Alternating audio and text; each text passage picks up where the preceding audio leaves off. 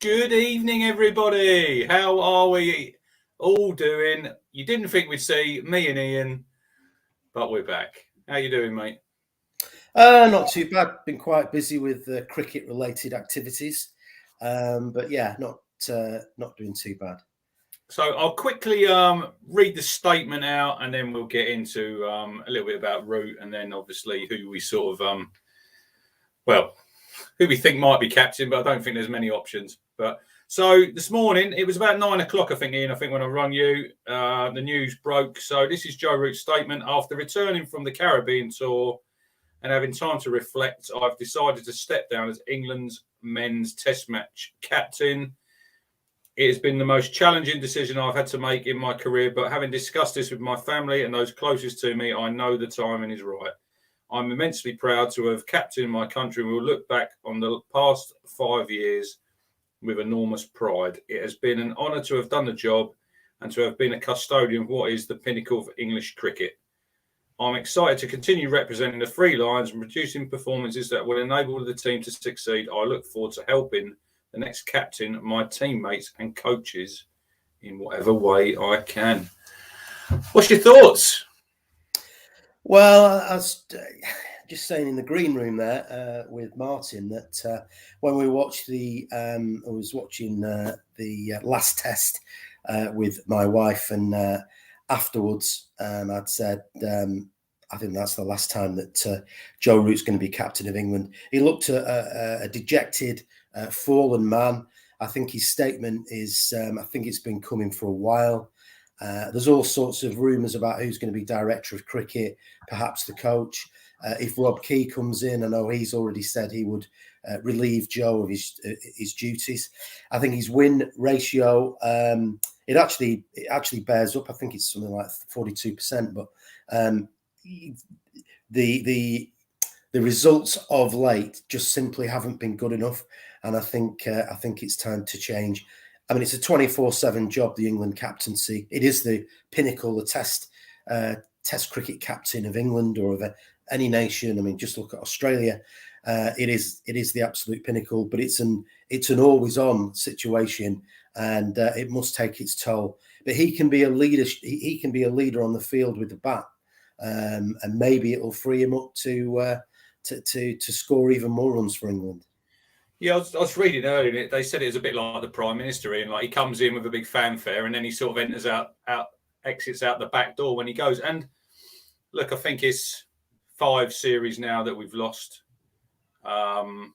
64 games, 27 wins, 11 draws, 26 defeats. So 40, just over 42%. He scored 5,295 runs in them 64 games, 14 tons. So it's not really affected his batting, has it, really? It's took him to another level on that part of his game. I think that's a really good point, because I think if you look at you always think, well, even in club cricket, it's always good to choose a captain whose game isn't going to be affected by the role, or it's even going to be a case where it will actually improve their performances as they step into that role and take that responsibility. I think Cook was another, and certainly Strauss. They relish that opportunity. It is the pinnacle. A lot of these guys are almost sort of bred to do that. It's probably another show that we could talk about. Backgrounds in cricket and privilege and where the players come from. However, it hasn't affected his form, and it's probably the right time to go because of the direction of travel is defeat after defeat after defeat, and I think it needs a new man. And to be fair to Joe, I think he's done a fantastic job. There are people who have been critical at times, and I think we have, of some of his captaincy. But they come into these things, and they've not been a county captain. They just he'll be good enough to do it. I know he's captain. He had captain Yorkshire prior to that, but these days it just gets thrust upon them. So it's a tough gig, and I think he's done a great job. Would you say that look, you're saying there that it hasn't affected his batting because he was at 4, now he's at 3. He's in within probably the first 10 overs easily, probably the first 5. Do you think he's been let down by his teammates? I think let down's probably a tad strong, because I don't think anybody's going out there to sort of fail. But I do think that I'll rephrase that then. I'll rephrase that. Let down by the system, because you look at Owen Morgan and we put all them eggs in that basket to win the World Cup, and it was a success. But it's been definitely at the detriment of the Red Bull team, hasn't it? And that was why this West Indies, it was like, we joked about it, didn't we? Red Bull reset. So we did. I mean, I think you make an excellent point. I mean, with the white ball cricket, whether it's T20 or 50 overs, you could probably pick 2 or 3 really strong competitive sides. You know, and I think when England were fairly dominant for a period in Test cricket, I think they switched the focus to white ball. I think obviously now we're looking at the red ball and we're blaming the county system and all of that kind of thing. I think what part of the problem is that we've lost a lot of really good experienced players that have gone out the team, and we've got a collection of young players who probably need a little bit of hand holding, a little bit of experience around them. Same with the bowlers, which I think makes it even more bizarre not to take Jimmy Anderson to West Indies and Broad. And I think that, and it's the same in club cricket. It's great having a load of young lads who've got potential and all of that kind of thing. But you know, those experienced players, the bedrock of the team. It's important in football. It's so much more important in cricket, I think. And I think that we're just in that period of transition. You know, there's nobody that's really nailed on. Maybe Stokes, maybe Root. If Broad and Anderson comes back, Jofra Archer. You know, we're still unsure about the wicket keeping situation. We know that Folkes is probably the best. He didn't have a brilliant time in the West Indies, but you've got to cut him some slack because he's been out of the picture for so long. So it's a tough one. Going back there to, we spoke about this, didn't we, when they named the squad for the West Indies. Now, I don't think that was Joe Root's decision to leave Anderson and Broad. I can't think now, like we say, you need to be picking your best team, especially England at the minute. We just said 5 series that we've lost on the bounce. So I don't think that was his choice. Possibly not. And I think what's been interesting with Joe's captaincy, especially where there's been string of defeat and the horror show that was the Ashes, is that you could tell by his body language, the way he was talking, the way he was sort of carrying himself, the kind of things that he was saying became. It's been tough, hasn't it? Like we've had COVID. You know, the last 2 years, they were obviously looking after players' sort of well-being. So there's a lot of rotation going on. You know, like when we went to India, and it seemed as though them teams had already been selected. Now, when you go back to selection, go back to Brisbane, that first test, the team that he picked there, it's a catalogue of mistakes. And look, it's not just Joe Root's fault. A lot of the can has to go with the coach. Obviously, Silverwood went, Giles went, and now Root. I know he came out after the West Indies series at the end saying, I want to continue. But I think that was heat of the moment, wasn't it? Bravado, now he's had that time to reflect, obviously talk with his family. And I think I think, like you said, it's 24/7, and it's ground him down in the end. And when you're losing constantly, and you're probably, I know, like in football, they'll say, I don't read the press. You have to know what people are saying about you, Ian, because it's only human nature, isn't it? To just think, I wonder what they're saying. You'll have a look, and they're giving you a load of sticks. So I think he's made the correct decision. It's just a case of now we're in a bit of a mess because we got no captain, we got no director of cricket, and we've got no coach. And the first test, I've wrote down here, 2nd of June. Yeah, it's quite early in June, isn't it? Yeah, we've got New Zealand and India. Is it 4 tests? Yeah. We need to with that. But it's a tough one. I think the difficulty is I know people are talking about the county championship and that's at fault and all of this kind of thing. Part of the problem with touring back in the day, whether teams were touring here or we were abroad, there would be a series of warm-up games, right? They weren't particularly serious, but it gave you an impression of that squad, who was in form. You know, if somebody's got 2 blobs and a 5 or something, they're probably not the best person to be facing the Pat Cummins or whoever, first knacker up in a test match. But you made the point, and it was a very good one earlier, about the teams are already picked. The team that's going to play in a test match now is picked before they get on the plane, because there's no proper warm-up. There's no actual selection that goes on. That's the team.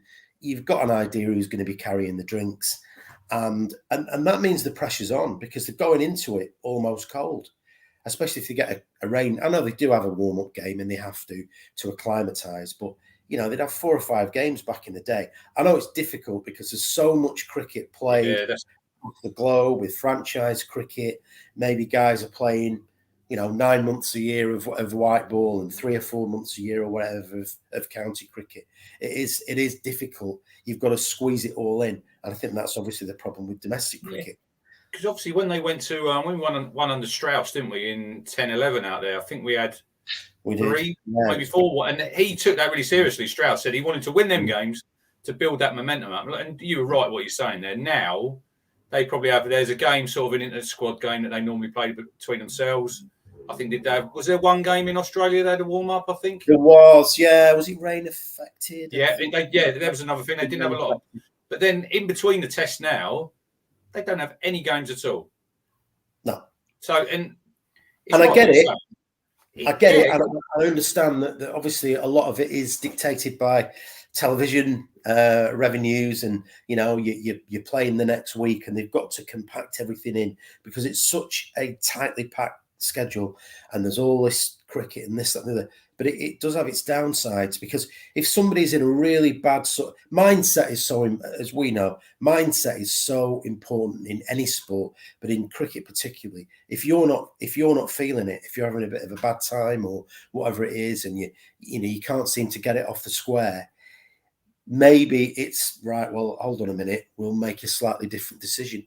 You can't make those assessments on one half knockabout game, and we're just a victim of that. So I don't think it's all about county cricket. I think it's much wider than that. Do you think there was a question in the chat a little while ago about Joe? I think it was Craig from Portsmouth. Do you think Joe will go and play some franchise cricket now? Because obviously that's freed him up with the England captaincy. We can get on to Stokes in a minute, because this is when you say about Stokes is probably he's the favourite. I've looked tonight. Plays franchise cricket, plays all forms of the game. So now Joe's not got that burden of the captaincy. He might think, I fancy the IPL. I might have a gig out there.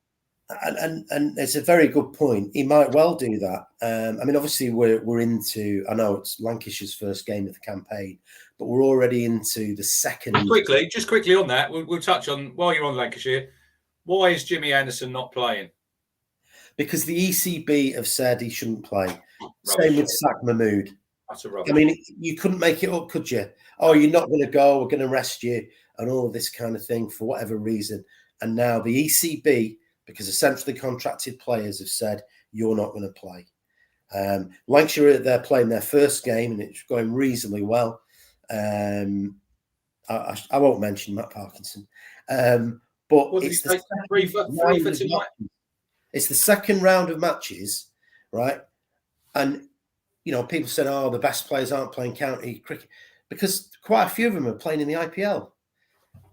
That was interesting when you said it, with like chatting there about Jimmy. I know we're going off a little bit off route to captaincy, but I see the last round of games when Essex were playing Kent, and Zach Crawley could have played, and he didn't want to play. And I find that absolutely staggering. He played today. He got cleaned up, didn't he? By absolute beauty. It was a good ball. I mean, he made a good start, didn't he, Crawley? you know, he got some runs, but you know, Parkinson, every credit to him, because I think he came out in the press. I think there was some, whether it was an interview with Wisden, where you could sense his disappointment of just being taken on these tours and carrying the drinks and stuff like that. I think I made a comment on social media that, you know, it's a great ball. Let's hope he's not dropped the drinks tray. But he's got to be the next in line. I mean, I think Parkinson himself has said they obviously fancy Jack Leach more than they fancy him. I think he's going to get a chance in the subcontinent. Yeah, but Pakistan in the if winter. That's the case, then we've got to surely give him some test experience now. I suppose it all depends who the director of cricket is, who the coach is, and who. Mm-hmm. We'll chat on the next captain now. Like Ben Stokes, he's probably going to get it, isn't he? He probably is, and he's been vice captain. I mean, he's taken some time out of the game. I know he obviously had some well-being issues, some mental health issues. His fitness can be a bit of a problem. He always seems to be strapped up. I think the kind of player that England like, because he's absolutely 100%, and he'll, you know, wear his heart on his sleeve. He certainly won't be the David Gower sort of debonair, casual sort of languid captain. David Gower's win ratio was 15% as England captain, incidentally. But because I was looking at that before. But for now, that might be the way to go. The problem that we've got is that the Maverick players, brilliant though they are, I think they have a big problem in understanding the limitations of mere mortals, of ordinary players. I think we've seen it with Flintoff, with KP and Ian Botham. Absolutely box office players, but not captains. You know, you just want those players, those box office players, to go out and focus on what they do best. Don't worry about the field placings or who's coming on to bowl next, or, you know, what field do we set for an off spinner when this guy's going across and he's batting on off stump. Don't worry about that. I mean, he's got a cricket brain. I might be wrong, but I think that he's the only choice, isn't he? Longer term, maybe, you know, it depends who comes. Will he want the captaincy? Will he want the captaincy? Even if they offer it to him, he might not want to do it. Or will he? Do you think he'll feel that he has to step into the breach for now? But look, personally, I would go for Stuart Broad. He would be a captain. But there's another one. This is the problem, Ian, because normally, years gone by, you know who's the next captain in line. When you had Strauss, you had Cookie playing, you knew he was going to be the next captain. Cook goes, Root goes. We haven't got that now. No, it's a real challenge, and there's all sorts of names. I think we mentioned it on one of the other shows that you know, Sam Billings' name has been mentioned because of his captaincy and the type of person he is and his personality. I think we mentioned it on one of the shows. I don't think everybody agreed, but, you know, we're going to have to think outside the box, because you're absolutely right. Who is next in line? It has to be Stokes in the short term, whether or not somebody comes in. But the captain's got to be a nailed on, you know, a first selection in the team. And there's very few of those. I think Broad's possibly a good shout. I know he's not been playing county cricket, but I think there was a conversation on TMS with Farbrace and Peter Moores, and they were saying, well, he's you know, I think Broad said, is he really going to prove his credentials for England by playing in the second division of the county championship? And Peter Moore said he's got 500 test wickets. True. And that was, you know, he doesn't have to prove himself in any division in the county. You've got to play cricket, and you've got to be in that zone. You've got to be match fit. The ball's got to be coming out of the hand. You need match practice. It's no good just being in the nets. I think every cricketer realises that. But yeah, Broad's probably a good shout. It's an interesting call, though, given the one or two times where he's been left out, and he's been quite vocal about that. I've got no problem with that. I think it's good that he's shown a desire and a passion, and he's disappointed to be left out. Yeah, he's probably going to come back into the Test fold, and he's probably there or thereabouts. Possibly vice captain. Very few bowlers have been Test captains, of course. Obviously, you've got Pat Cummins and there was Bob Willis, but you know, it's an unusual move, but why not?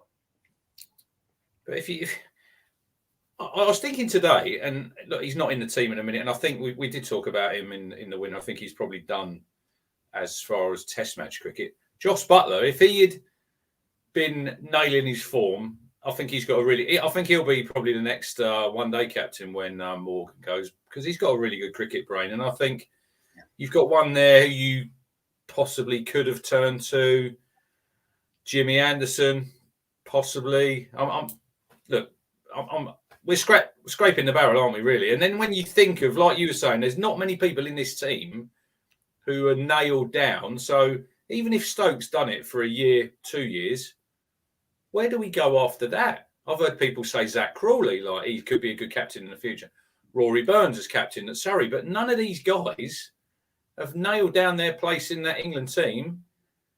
They're concentrating on their game first. They're not worried about being captain of England. And I think it shows where we are as a team. I think at the minute, it's a bit of a poison chalice who's going to be the next captain, because I think with the summer, we've got New Zealand, we've got that one test against India, we've got South Africa coming over there looking decent. They just beaten Bangladesh. Obviously, Harmer from Essex, he'll be playing over here. He will. Yeah. I think it's going to be a really tough summer for whoever's in the hot seat. I really do. I mean, we're coming off the back of 2 defeats. You can almost accept that Australia are probably the best Test side in the world, and we were kind of expecting a defeat, weren't we? Not in the manner that it came. You know, it was a bit of embarrassment. I think they underestimated the West Indies, who look like they're not exactly the force to be reckoned with that they used to be, but they certainly seem to be on the up, and I think that's good for world cricket. So on the back of 2 defeats, you know, whoever is coming here to play Test cricket, and New Zealand, the Test champions, etc. You know, England, India are going to be no pushovers. It's going to be a real challenge, you know, because those teams are going to be coming here thinking England are in disarray. They're ready to be taken. They're prime to be, to be taken. But we can't. The only way is up, isn't it?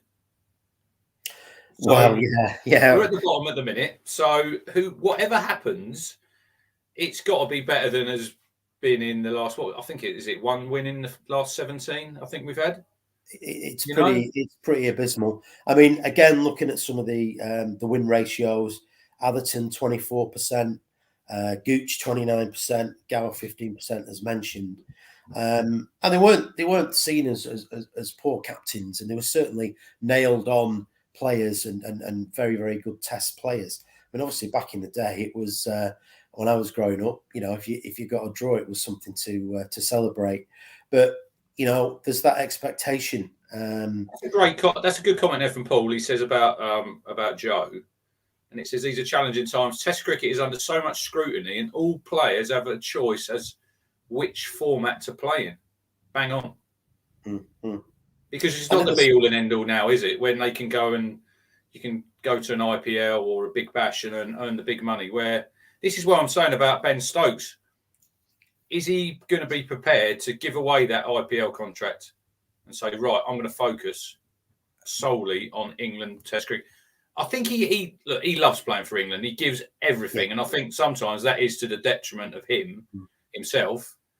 And I'm not sure if he's captain. I think he's the type of player, like when Root had thrown the ball, he'd say, Joe, give me the ball. You know, I'll do it. Will he do that when he's captain, or will he think, right, I'm going to... Because he's going to fall apart. This is another thing with his injury record. You know, we give it to Ben Stokes, he could break down in the first test of the summer. Yeah, I mean, it'd be interesting to see what they do.